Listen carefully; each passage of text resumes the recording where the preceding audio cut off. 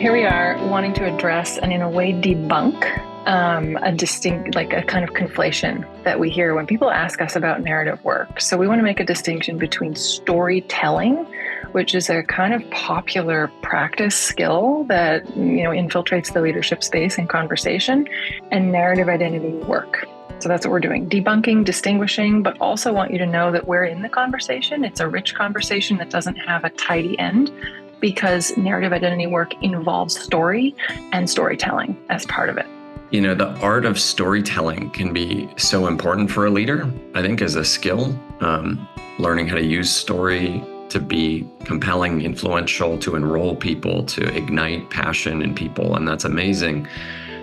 Part of what we're playing with in the narrative identity work it's a lot more in the realm of understanding part of the human experience is that we tell stories about ourselves and that those shape our behaviors and our relationships in ways that we're often not conscious of, but that we can grow our awareness around it and actually grow the skills to use narrative and our narrative of self to evolve and to grow and to influence the worlds that we're in different ways.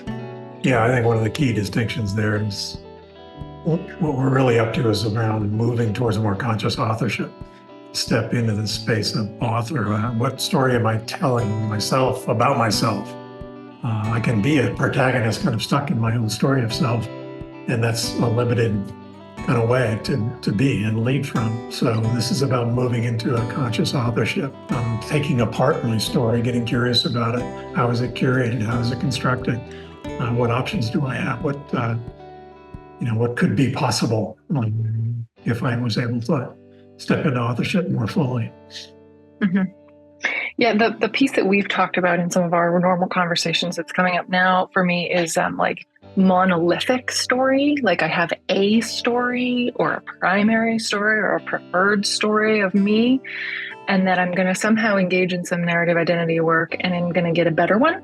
Maybe I'm going to renovate it and have another better one, or I'm just going to kind of tidy it up, and that it stays tidy and sort of orderly and like within my conscious control, or it's like an asset that I have, which to me, like narrative identity work, both as a coach and as a practitioner doing the work, it's actually about this diverse landscape that opens up. So this multiplicity of stories, this verb of storying, and then all the things that show up there is like, wow, how many different parts of self and selves I can be storying relative to my context. So when you say authorship, Steve, what that indicates to me is sort of like the seat in which, maybe my client is sitting is one in which things are getting less monolithic, less tidy, and more like richly diverse in an ecosystem sense.